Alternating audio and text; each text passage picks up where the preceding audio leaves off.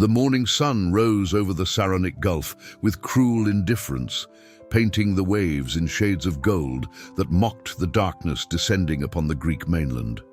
It was the autumn of 479 BCE, mere months after the celebrated naval victory at Salamis, and the Persian Empire had not forgotten its humiliation. While Greek city-states celebrated their triumph with wine and songs of glory, King Xerxes I sat in his palace in Persepolis, contemplating a revenge far more insidious than any military campaign.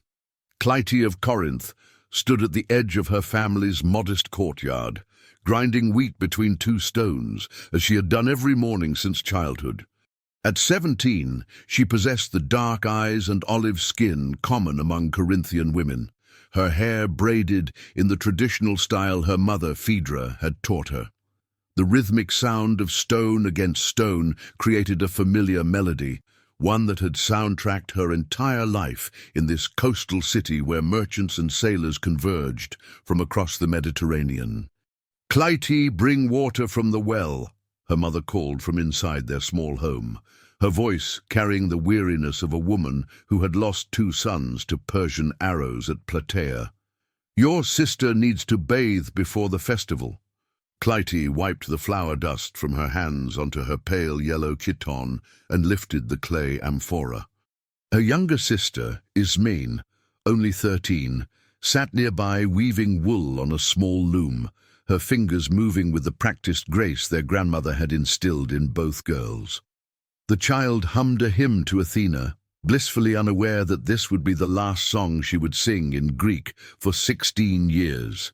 The streets of Corinth buzzed with the typical morning activity. Merchants opened their stalls, displaying pottery, textiles, and bronzework that had made the city prosperous. Old men gathered in the agora, debating politics and philosophy, while younger men prepared for the day's labor. Nobody noticed the strangers who had been arriving in small groups over the past week. Men who spoke Greek with slight accents, who watched and counted and made notes on papyrus scrolls that disappeared into leather satchels. These were the collectors, agents of the Persian administrative system that had perfected the art of imperial absorption over 2 centuries of conquest. They had conducted similar operations in Lydia, Egypt, and Babylon, refining their methods with each civilization they encountered. The Greeks, however, presented a unique challenge. Unlike other conquered peoples, the Hellenes had actually defeated Persian forces, their victory at Salamis becoming a rallying cry for resistance. Military subjugation had failed, cultural erasure would not. Marcus of Athens, a collaborator whose Greek name masked his Persian mother and his allegiance to Xerxes, stood in the shadow of a column near the Temple of Apollo, his keen eyes scanning the women who passed. He made small marks on his wax tablet, ages, physical descriptions, family affiliations. Next to him, a genuine Persian administrator named Artabazos reviewed similar notes, his weathered face expressionless as he catalogued human beings as if they were amphorae of oil or bales of wool. "The younger ones adapt more completely," Artabazos said in Persian, not bothering to lower his voice. "Few Greeks in Corinth spoke the language of their enemies. But we need the older ones too. The king wants administrators who understand Greek customs, even as they serve Persian interests." Marcus nodded, switching to Persian with native fluency. "The city has approximately 800 females between 13 and 25. After filtering for illness and deformity, we should achieve a harvest of 700. Corinth's quota is ambitious but achievable." Harvest.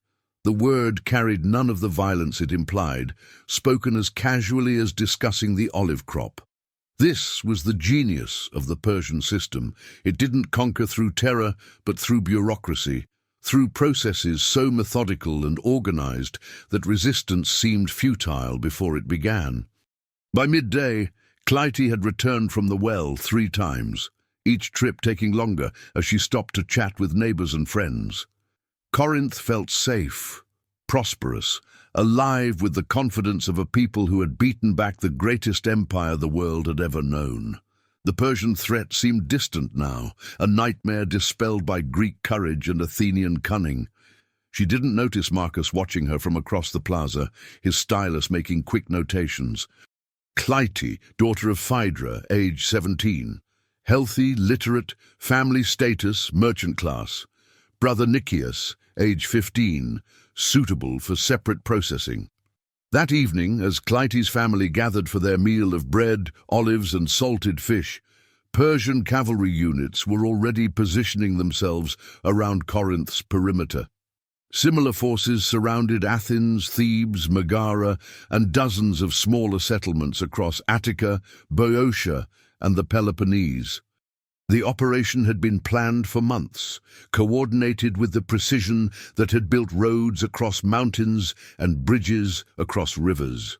Commander Megabyzus, a Persian noble who had survived Salamis and bore the shame of that defeat like a physical wound, reviewed his orders one final time in his camp outside Corinth. Unlike his king, Megabyzus felt no particular animosity toward the Greeks. He was a professional soldier following professional orders.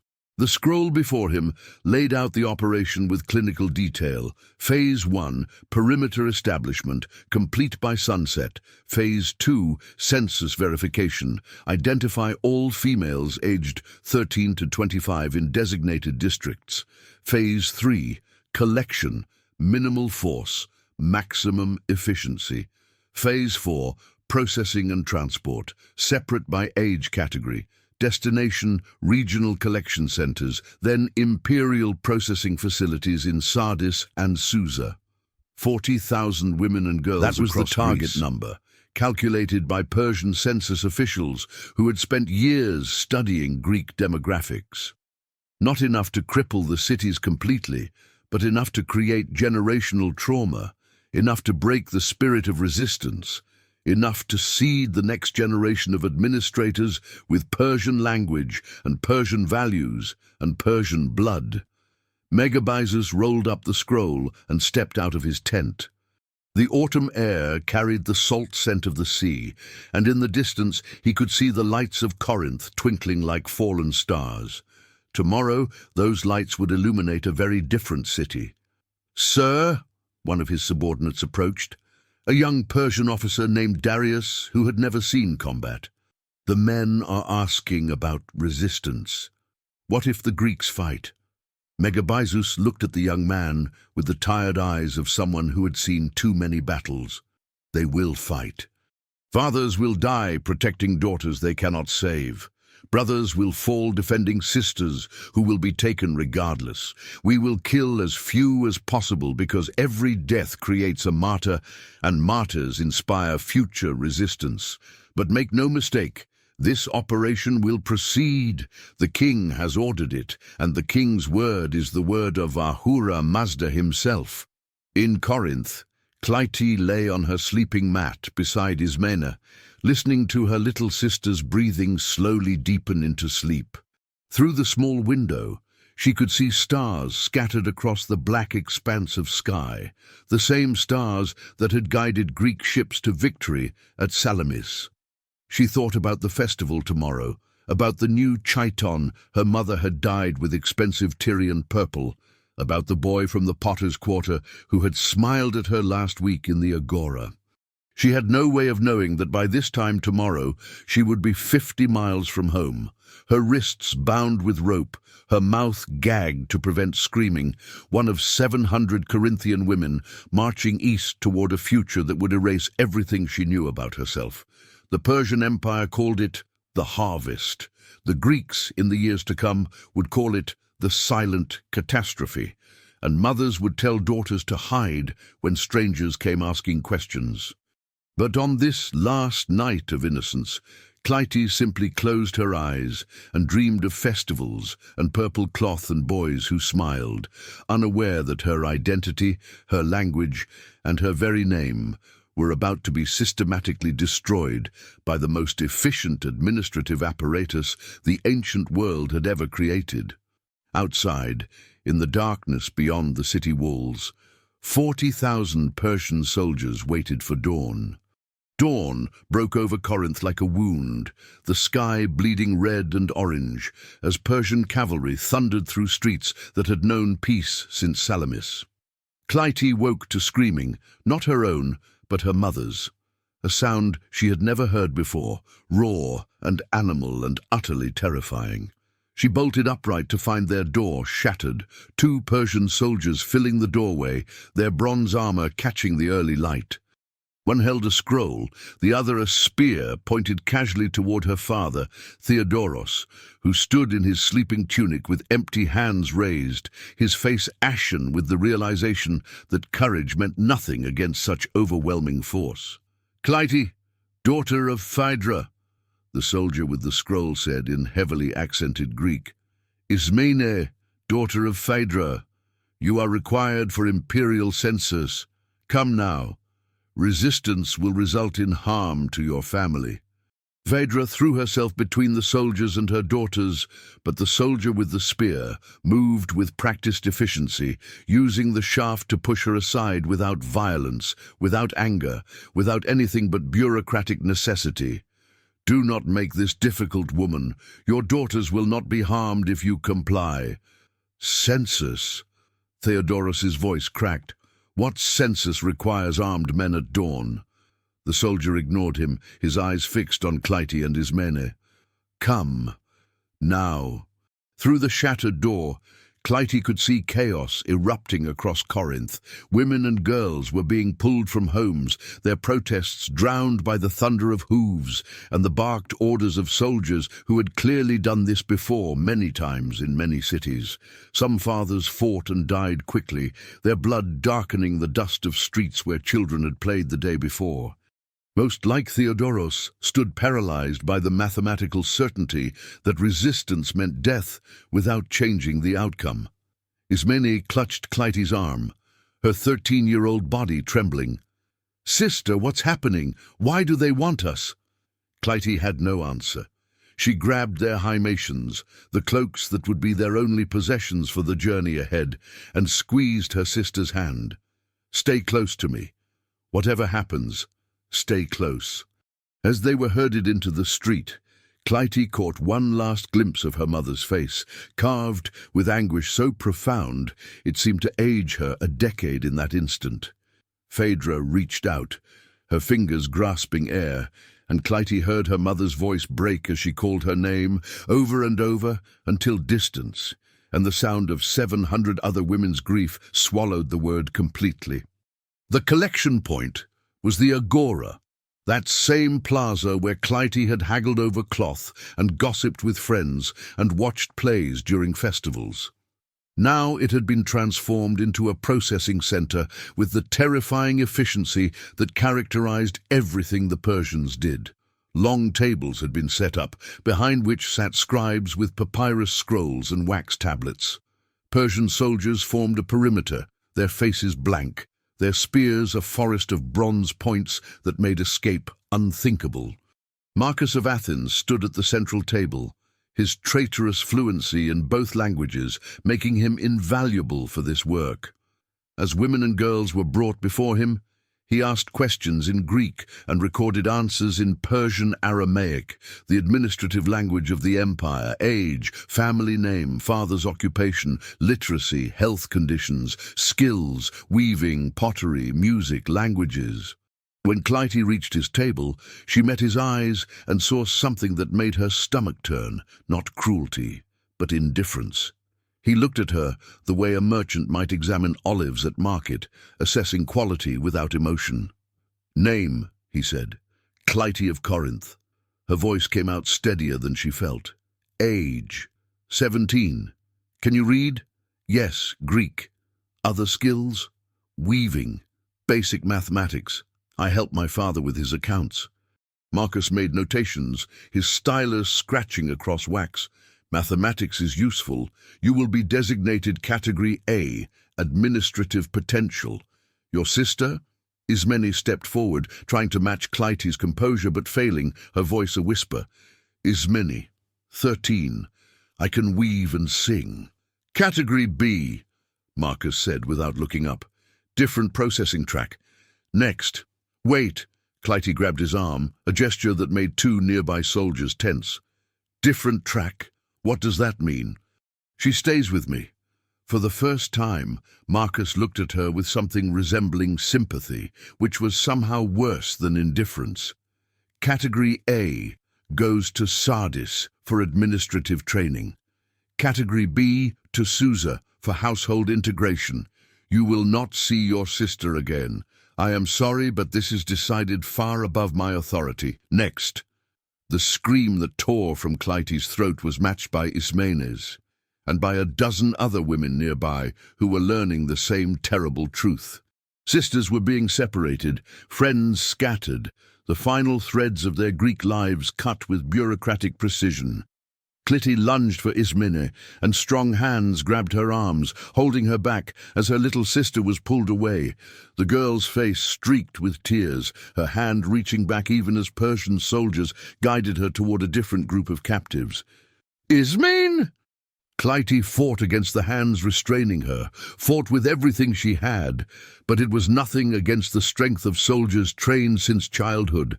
"Ismene, I'll find you. I promise, I'll find you."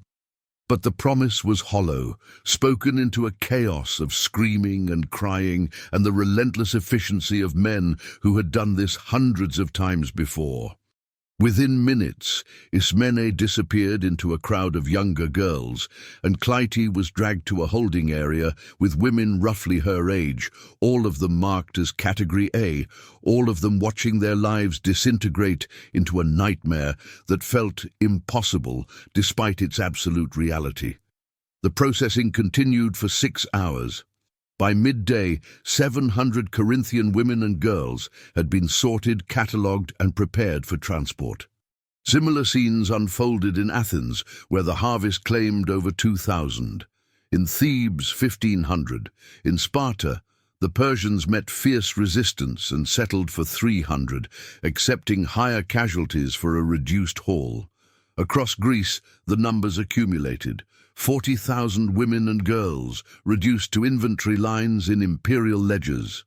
Commander Megabyzus walked through the Corinthian holding pens, his expression grim. Unlike the scribes and collectors, he took no satisfaction in this work. He had argued against the operation, believing it would create more resistance than it suppressed. But Xerxes had been adamant, and Xerxes was king, and kings were not questioned.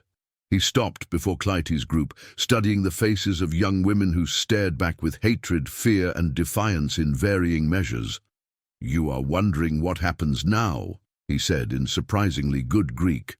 "You are wondering if you will be abused, killed, enslaved in the way you imagine slavery. The truth is more complicated." A woman in her 20s, Thalia, from the merchant quarter, spat at his feet. "We know what Persian hospitality means, butcher." Megabyzus didn't react to the insult. "You will be transported east to regional processing centers. There you will be taught Persian language and customs. Those who demonstrate aptitude will be trained in administration, medicine, or other skilled professions. You will eventually be given positions within the imperial household system, managing estates, overseeing local governance, or serving in educational capacities. Some of you will marry Persian officials. Your children will be Persian citizens with full rights under imperial law." "You're destroying us," Clytie said, her voice hoarse from screaming. "You're taking everything we are." "No," Megabyzus met her eyes. "We are giving you the opportunity to become something greater. The Persian Empire encompasses 50 nations, from the Indus to the Nile. Greek culture will not disappear. It will be absorbed, elevated, integrated into something vast and eternal. Your children will speak languages you cannot imagine, will see wonders you cannot conceive, will participate in a civilization that will outlast every petty city-state that squabbles over this peninsula." "They will not know their mother's songs," Clytie said, and something in her voice made Megabyzus pause.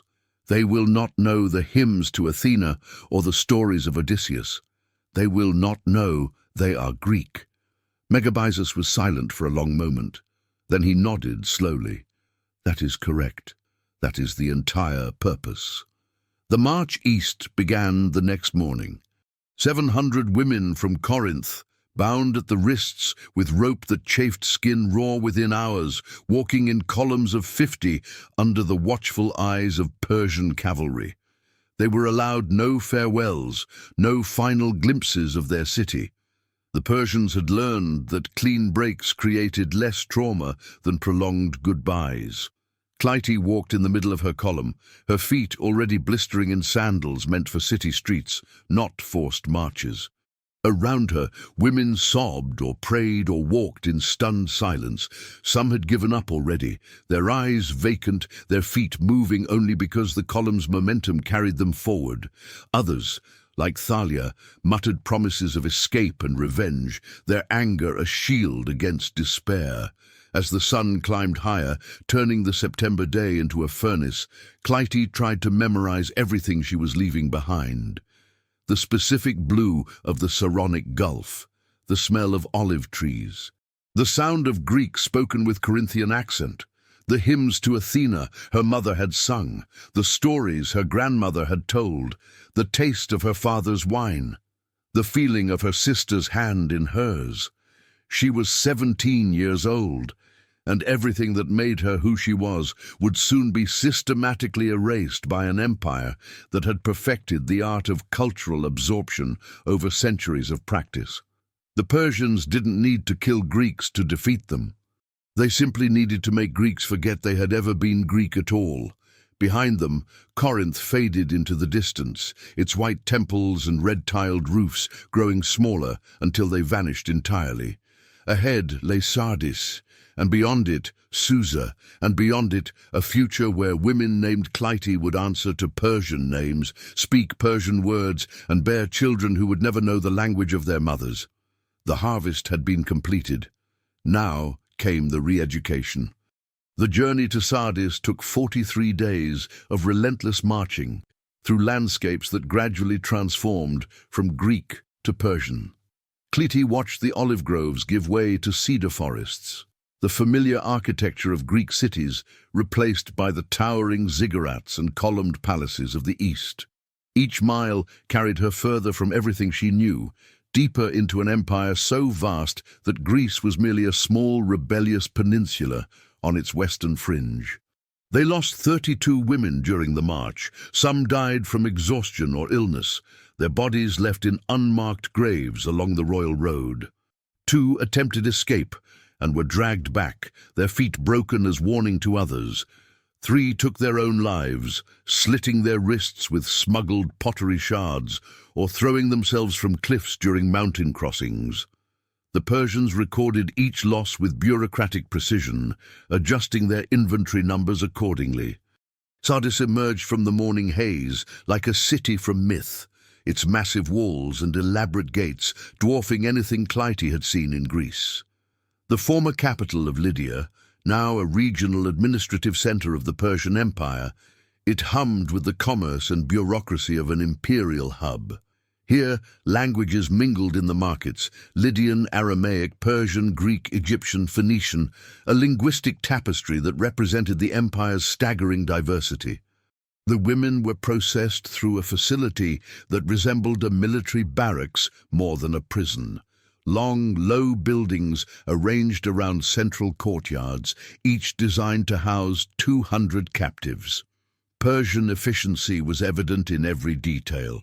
Latrines positioned for sanitation, wells for fresh water, kitchens capable of feeding thousands, all organized with the precision of a machine designed for cultural transformation. Clytie found herself assigned to Building 7, Dormitory 12, along with 49 other Greek women ranging from 14 to 23. They slept on pallets arranged in neat rows, their few possessions stored in wooden chests at the foot of each bed. Guards patrolled the perimeter, but the real prison wasn't walls or spears. It was the sheer impossibility of escape. They were 1,000 miles from home, speaking a language few Persians understood, in a city where every face was foreign and every street led deeper into an alien world. The re-education began immediately. Their first instructor was a woman named Artainte. a Greek who had been captured 15 years earlier during a different Persian campaign, now fully integrated into the imperial system. She spoke Greek with a strange accent, her native language corrupted by decades of Persian. But it was her demeanor that disturbed Clytie most. Artainte displayed no bitterness, no sense of lost identity. She seemed genuinely content with her transformation. "My name was once Cassandra." Artainte began in the dormitory's common area, addressing the assembled women in Greek. "I was 19 when I came here, as you have come. I was angry as you are angry. I grieved as you grieve. I believed the Persians were monsters, as you believe." She paused, letting her words settle. "I was wrong. The Persian Empire is not what Greek propaganda claims. It is not a tyranny of barbarians, but a sophisticated civilization that values order, education, and merit. You have been selected for Category A processing because you demonstrated intelligence and potential. You will be given opportunities no Greek woman could dream of: education in mathematics, astronomy, medicine, languages, administration. You will serve the empire in positions of genuine authority. But first, you must let go of the past." A woman named Corinna, 21, and from a prominent Athenian family, stood up defiantly. "You mean let go of ourselves, let go of being Greek?" Artainte nodded without shame. "Yes, exactly that. Your Greek identity serves no purpose here. It is a chain holding you to a past that no longer exists for you. The Empire offers you a future, but only if you release your grip on what was." The curriculum was methodical, designed by pedagogues who had refined these techniques across dozens of conquered peoples. Each morning began with Persian language instruction, 4 hours of vocabulary, grammar, and pronunciation. The teachers were patient but firm, correcting mistakes immediately, refusing to allow any Greek words to be spoken during lessons. Clytie, whose father had taught her basic mathematics, found the language challenging but not impossible. Persian grammar followed logical rules, its script flowing from right to left in characters that gradually became less alien. She discovered an aptitude for languages that she never knew she possessed, her mind adapting despite her heart's resistance. But language was merely the foundation. Afternoons brought cultural instruction, Persian history, Zoroastrian religious concepts, imperial law, the administrative structure of satrapies and provinces.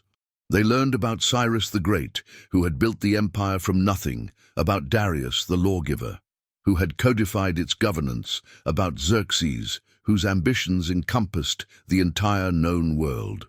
The empire is eternal because it does not conquer. Their instructor, a Persian named Tissaphernes, explained. It absorbs.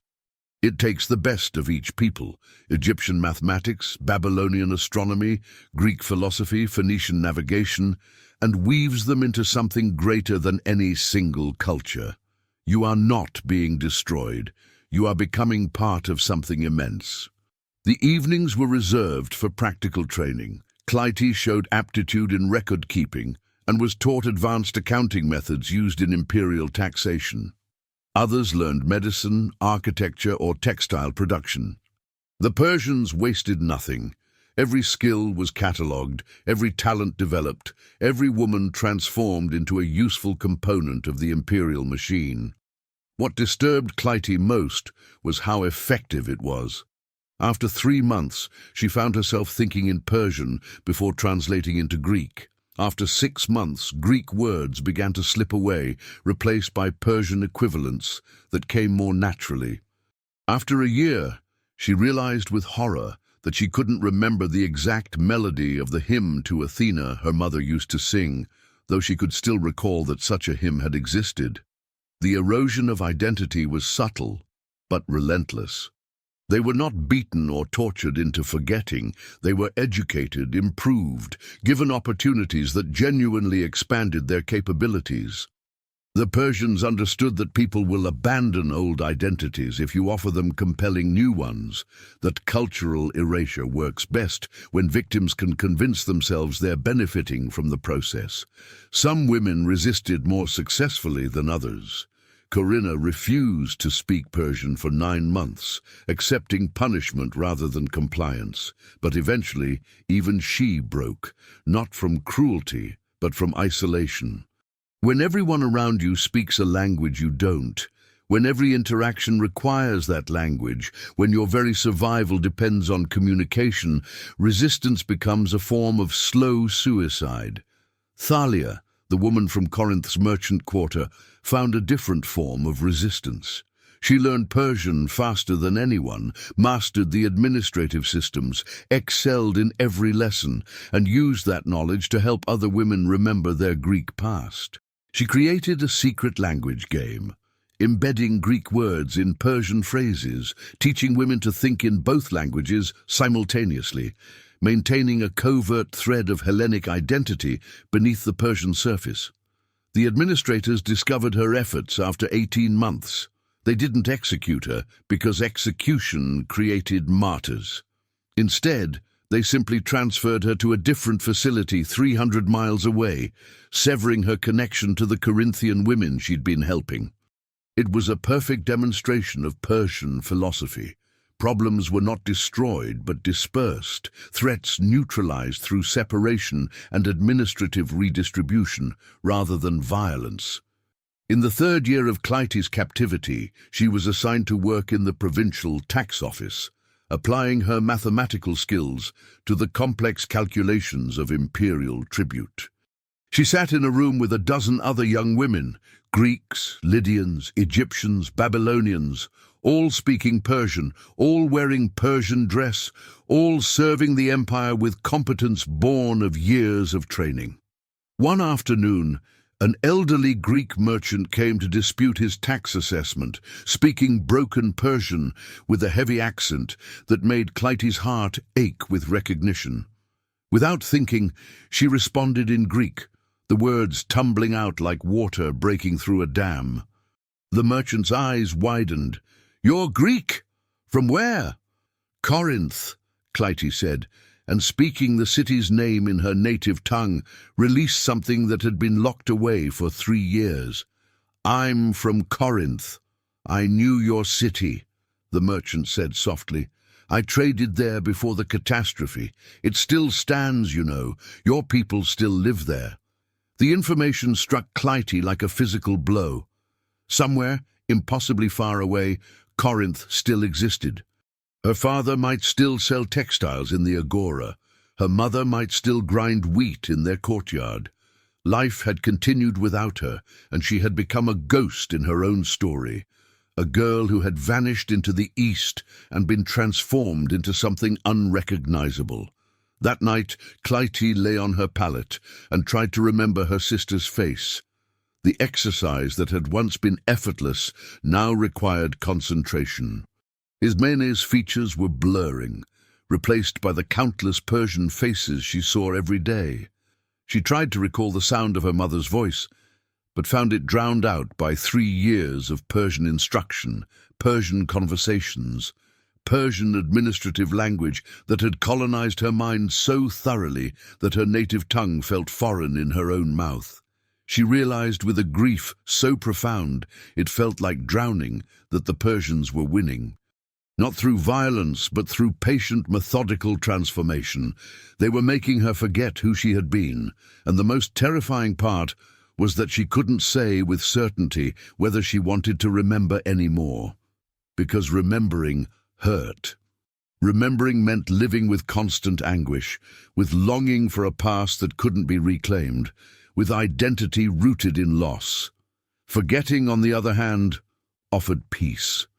If she could let go of Clytie of Corinth completely, if she could become the Persian administrator Artainta, the name they'd assigned her in official documents, then the pain would stop. That was the true genius of the harvest. The Persians didn't need to kill Greek women to destroy Greek culture.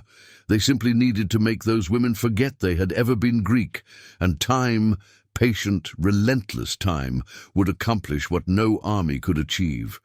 Outside her dormitory window, Sardis glowed with lamplight, a Persian city full of Persian voices, speaking Persian words about Persian concerns.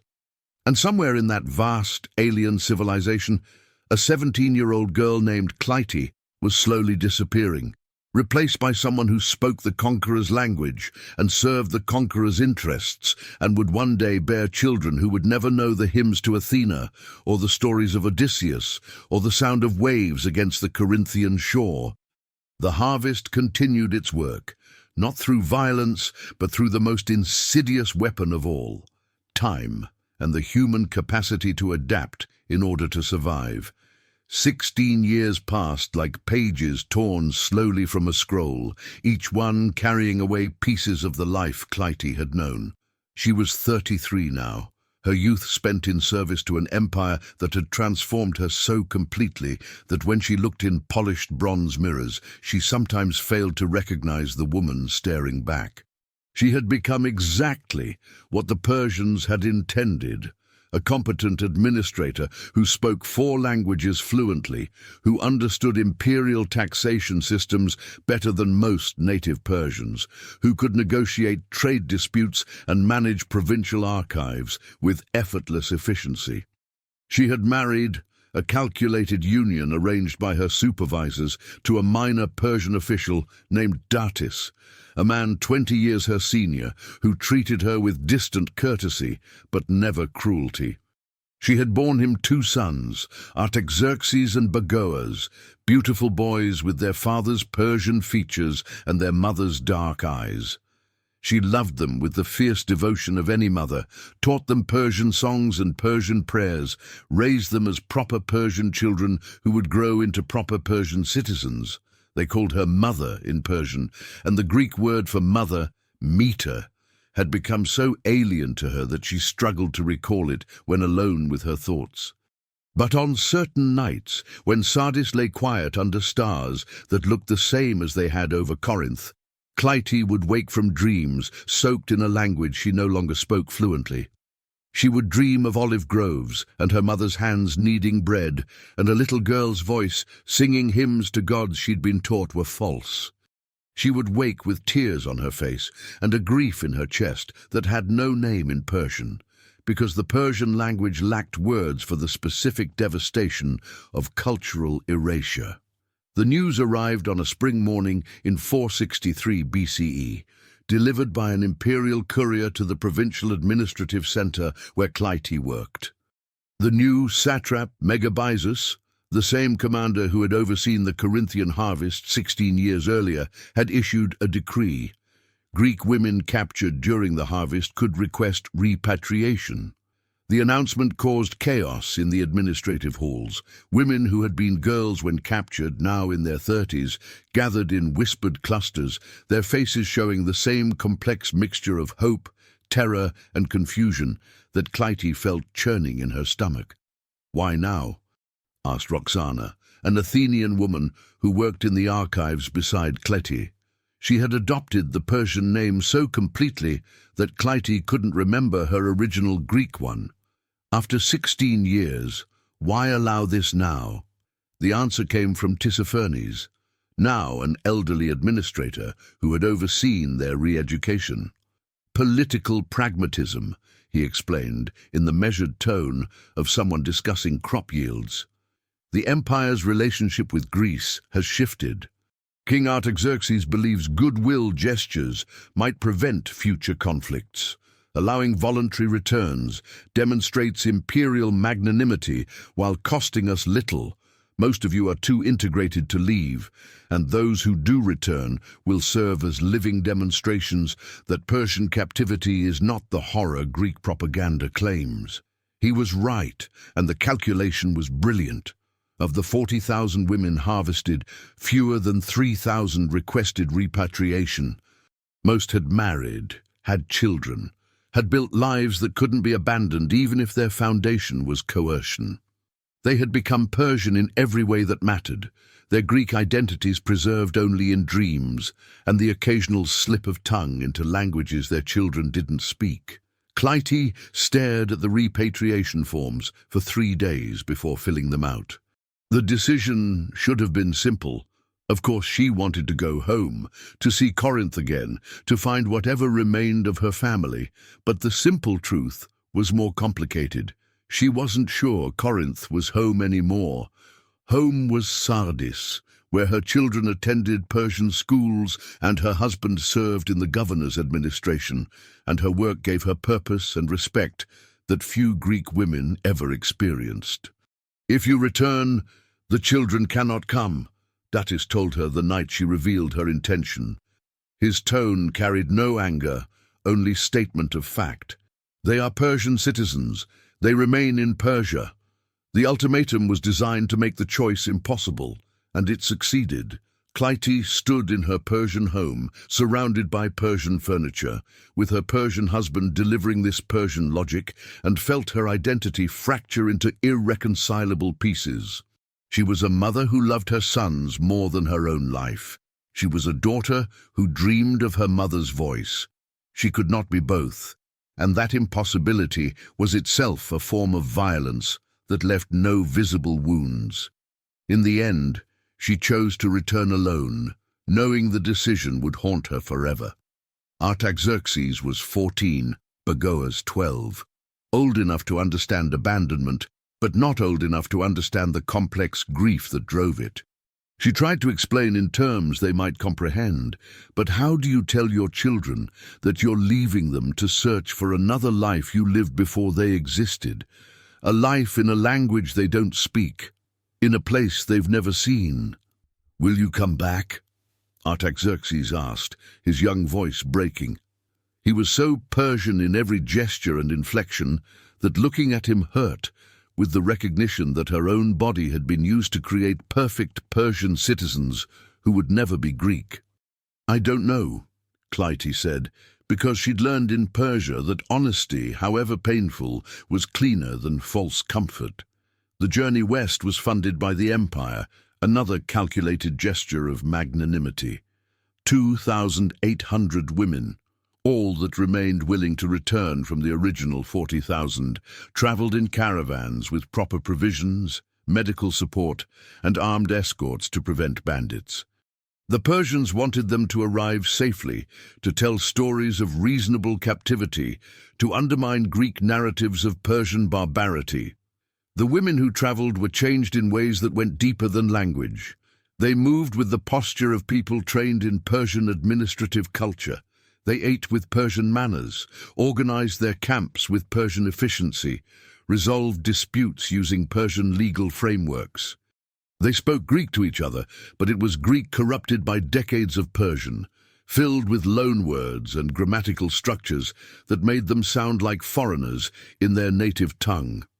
As they crossed from Persian territory into Greek lands, passing through regions that had remained independent or been liberated in the decades since Salamis, Clytie felt a disorientation that transcended geography. The olive groves looked smaller than she remembered, the villages more primitive. After 16 years in cities like Sardis and Susa, where water ran through elaborate underground qanats and streets followed city plans designed by engineers, rural Greece seemed backward, almost barbaric in its simplicity. The group heading to Corinth numbered 87 women, all that remained of the original 700. They arrived on an autumn morning that mirrored the day they'd been taken, and Clytie stood at the city gates feeling like a ghost visiting her own past. Corinth had changed. The city had rebuilt and prospered in their absence, its merchant class enriched by the trade that followed the Persian War's resolution. New temples gleamed on the Acropolis. The agora had expanded. Life had continued, adapted, thrived without them, rendering their absence invisible, except in the hearts of families who had never stopped mourning. Clytie walked to her family's home with feet that remembered the path, but found a different house standing there. Her father's workshop was gone, replaced by a fuller's establishment. A woman Clytie didn't recognize answered her knock, explaining apologetically that she'd purchased the property 5 years ago from a widow named Foudre, who had moved to live with relatives in Megara. Her mother was alive. The knowledge hit Clytie like a wave, bringing tears she hadn't allowed herself to shed during 16 years of Persian efficiency. Phaedra was alive, and the woman provided an address, and Clytie walked to Megara as if in a trance, following roads that felt familiar and alien simultaneously. She found her mother in a small house near Megara's eastern wall, an elderly woman of 63 who looked 70, her face carved by decades of grief. Phaedra was grinding wheat, the same motion Clytie remembered from childhood when she looked up and saw her daughter standing in the doorway. The recognition was not immediate. Clytie looked too Persian, her posture too foreign, her clothing too Eastern. But then Phaedra dropped the grinding stones and made a sound that wasn't quite a word, just raw acknowledgement of impossible return, and stumbled forward with arms that had ached to hold this child for 16 years. They embraced in silence because words failed in both languages. Clytie tried to speak Greek, to say, "Mother, I've returned," but the words came out wrong, her accent thick with Persian inflection, her grammar corrupted by decades of disuse. She switched to Persian without thinking, then caught herself, then tried Greek again, and finally gave up and just held her mother while they both wept. Later, when the tears had subsided into exhausted silence, Phaedra made tea, the Persian style Clytie noticed, with herbs that hadn't been common in Greece 16 years ago. They sat across from each other, and Clytie saw in her mother's eyes the question that would define every interaction going forward: "Who are you?" "Tell me about Ismene," Clytie said in careful Greek. "Do you know where she is?" Phaedra's expression collapsed. "They took her to Susa. Different track," they said. "Category B. I sent letters through merchants, through temple priests, through anyone who might reach her, but I never received confirmation she survived the journey. I don't know, Clytie. I've spent 16 years not knowing." The grief should have felt sharp, but Clytie discovered it had been dulled by years of distance. She mourned her sister, but the mourning felt abstract, like grieving a character in a story rather than a real person whose hand she'd held, whose voice she'd known. That realization that even her grief had been dulled by Persian re-education might have been the most devastating discovery of all. Over the following weeks, Clytie learned the full scope of what the harvest had meant for Greece. The women who returned were not celebrated as survivors, but viewed with suspicion and contempt. They were called the silent women. Silent because they couldn't properly speak Greek anymore, couldn't participate in civic discourse, couldn't reintegrate into communities that had moved on without them. Many had Persian husbands, Persian children, Persian identities that made them foreigners in their birthplaces. They gathered in small enclaves, speaking corrupted Greek mixed with Persian, practicing customs that horrified traditional Greeks, raising the few children they'd brought back in ways that seemed alien. Clytie found work as a translator for merchants trading with Persia because her administrative skills and language abilities had value in commerce even if they brought social stigma. But she never truly returned to being Greek. She attended symposia and found the entertainment crude compared to Persian poetry. She visited temples and felt disconnected from gods she'd been taught were superstitions. She listened to political debates and thought in Persian frameworks about governance and law. She wrote letters to her sons in Sardis, letters that took months to arrive, and received responses every year or two. Artaxerxes became a provincial administrator, following his mother's path. Bagoas married a Persian woman and had children of his own, Clytie's grandchildren, whom she would never meet, who would never know they carried Greek blood. On her 40th birthday, Clytie stood at the edge of the Saronic Gulf, watching the sunset paint the water in shades of gold and crimson.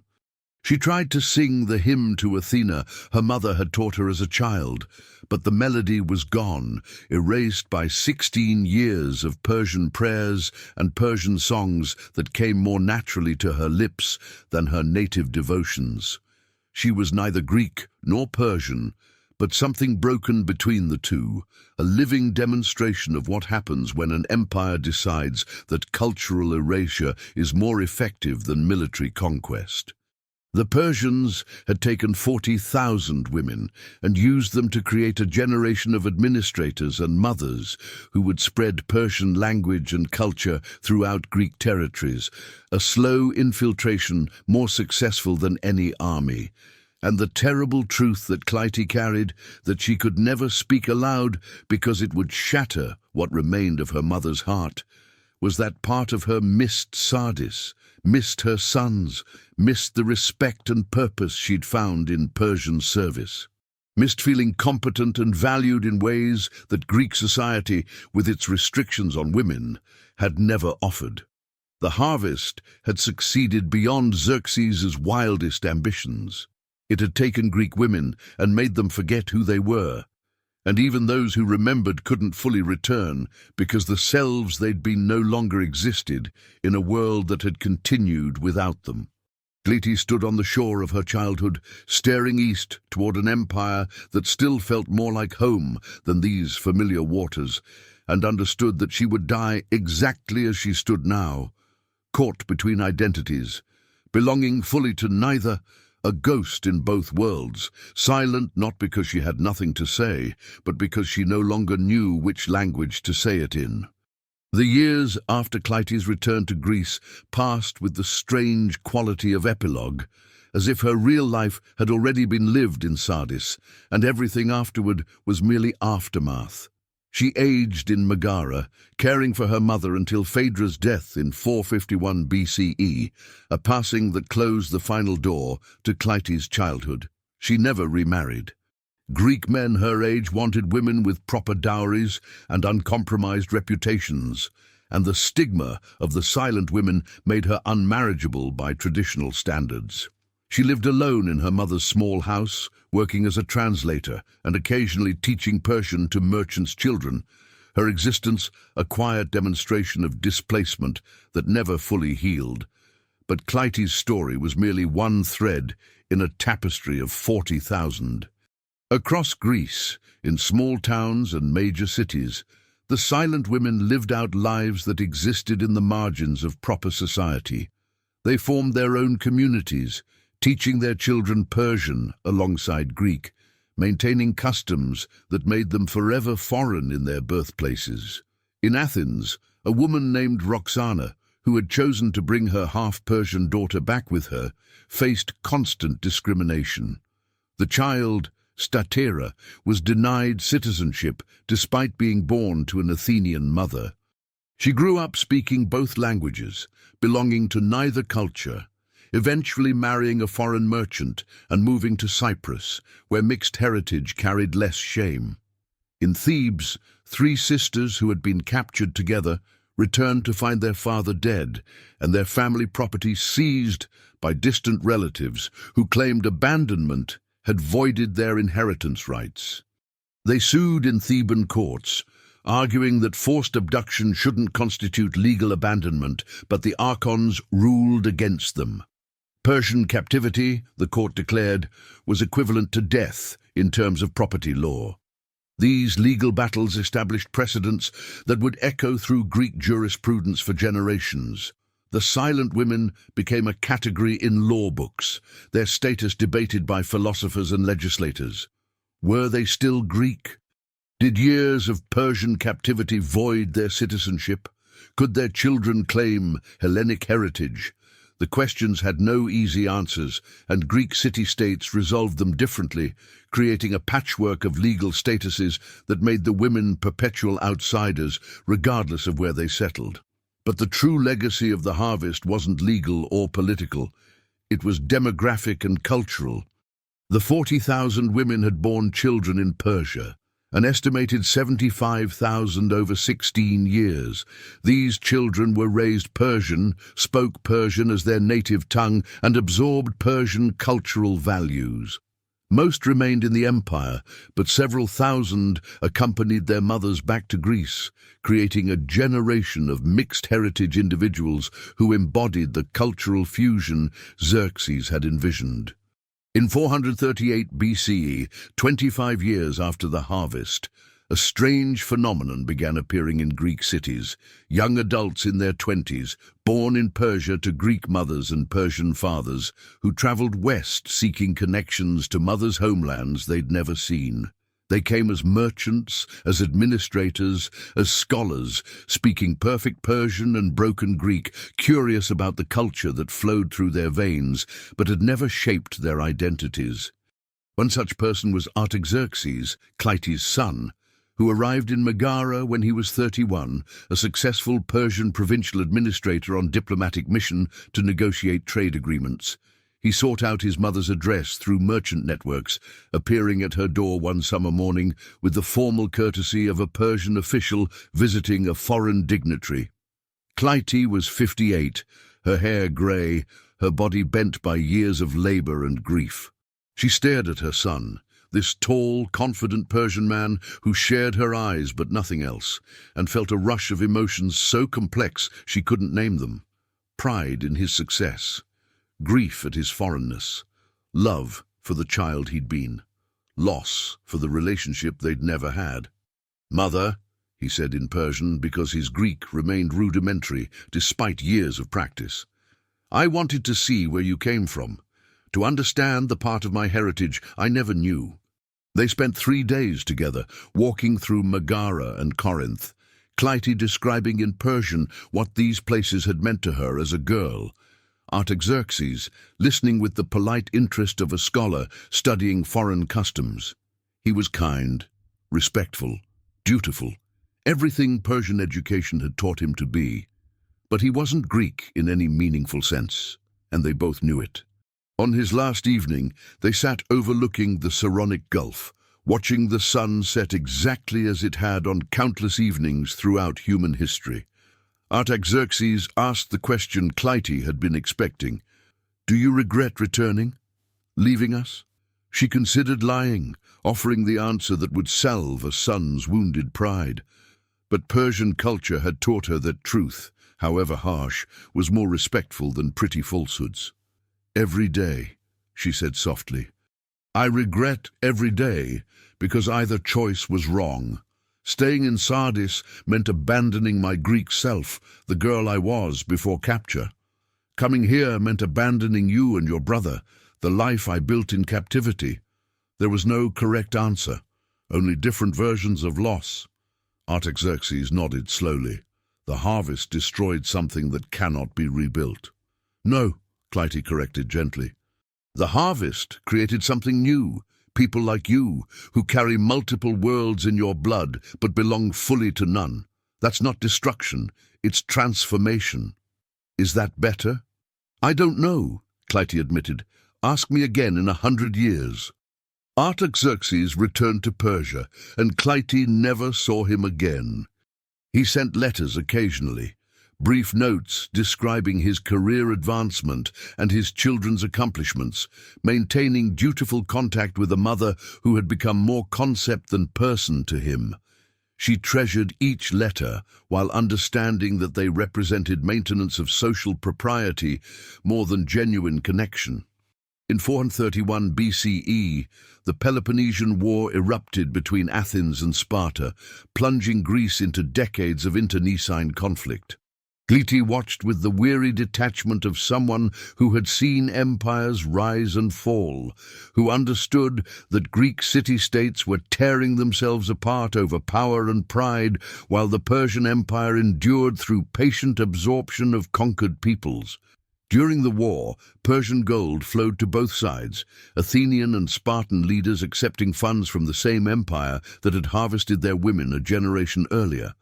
The irony wasn't lost on Clytie or the other silent women, who understood better than most Greeks that Persia's true power lay not in its armies, but in its patience, its bureaucracy, its willingness to wait generations for its strategies to bear fruit. By 425 BCE, Clytie was 67, her health failing, her memories fragmenting into disconnected pieces that belonged to multiple lives. She could no longer remember which language she'd learned first, Greek or Persian. She dreamed in both and neither. She had Persian grandchildren she'd never met, and Greek relatives who treated her like a distant, slightly embarrassing connection. On the autumn equinox of 425 BCE, Clytie walked to Corinth one final time, her feet following paths worn by a lifetime of displacement. She stood in the agora, where she'd been processed 46 years earlier, where scribes had reduced her to inventory lines in imperial ledgers. A group of young women passed, 16 or 17 years old, laughing about some festival or boy or everyday concern that seemed infinite in its importance. They wore Greek dress, spoke Greek with Corinthian accents, and worshipped at temples their ancestors had built. They were everything Clytie had been before the harvest, living lives that assumed permanence, that couldn't imagine forced marches east and cultural erasure, and children who spoke conquerors' languages. Clytie wanted to stop them, to warn them that identity is fragile, that empires are patient, that everything you are can be systematically dismantled and rebuilt in alien configurations. But what would be the point? They wouldn't believe her until it happened, and maybe it never would. Maybe the harvest had been a single, terrible experiment that Persia wouldn't repeat. She sat on the steps of the Temple of Apollo, feeling sun on her face and wind from the Saronic Gulf, surrounded by sounds of Greek commerce and Greek arguments and Greek life that continued its daily rhythms, indifferent to individual tragedies. She closed her eyes and tried one final time to remember the hymn to Athena, the one her mother had sung. The melody came in pieces, fragments reassembled imperfectly, words in Greek mixed with Persian equivalents she'd learned in Sardis, a corrupted version that was neither one culture nor the other, but something broken between them. She hummed it quietly, this fractured song, and understood that this was the harvest's true legacy, not death, but fragmentation, the creation of people who carried multiple worlds inside them and belonged fully to none. Clytie died 3 days later, passing quietly in her sleep, her last words a mixture of Greek and Persian that the neighbors couldn't fully pass. They buried her in Megara, with simple ceremony, few attendees, most of her generation already gone, her story already fading into the category of things Greece preferred not to remember. But the legacy endured. Descendants of the 40,000 carried forward, their mixed heritage flowing through centuries of history, their existence a demonstration of what happens when empires decide that cultural erasure is more effective than military conquest. Xerxes had been right. He couldn't defeat Greece with armies, but he could absorb it through patience, through bureaucratic efficiency, through the systematic transformation of identities over generations. The silent women were eventually forgotten, their stories lost to official histories that preferred narratives of glorious resistance and heroic victories, but their children and grandchildren and great-grandchildren carried forward, spreading Persian influence through Greek territories in ways no army could achieve, living demonstrations that cultural warfare is slower but more permanent than military campaigns. By the time Alexander the Great conquered Persia a century later, the distinction between Greek and Persian had already blurred in thousands of families descended from harvest survivors. The conqueror married Persian wives and adopted Persian customs, inadvertently completing what Xerxes had begun, the fusion of Greek and Persian cultures into something that transcended both. And somewhere in that fusion, in bloodlines that mixed and cultures that merged, the voices of 40,000 women persisted, not in songs or stories, but in children who spoke multiple languages, in customs that blended Eastern and Western practices, in identities that refused simple categorization. Clytie's hymn to Athena, corrupted and fragmentary, passed through descendants who didn't know its origin, eventually becoming a lullaby sung in languages that hadn't existed when she was born. The words changed, the melody evolved, but something essential persisted, the stubborn refusal of human culture to be completely erased, its capacity to endure through transformation, to persist despite systematic attempts at destruction. The harvest of 40,000 had been designed to create silence, to erase Greek voices and replace them with Persian ones. But what it actually created was more complex. A generation of people who sang in multiple tongues, who carried irreconcilable worlds inside them, who demonstrated that identity is more resilient and more fragile than empires imagine. The true weapon wasn't the sword, and it wasn't the silence. It was time, patient, inexorable time, and the human capacity to both remember and forget, to be destroyed and transformed, to lose everything and somehow persist in forms that would have been unrecognizable to their former selves. 40,000 voices had been taken, but echoes of those voices reverberated through centuries, in children and grandchildren and cultures that mixed despite all attempts at purity, in the stubborn persistence of humanity against empires that believed they could rewrite identity through administrative efficiency. The harvest had been completed.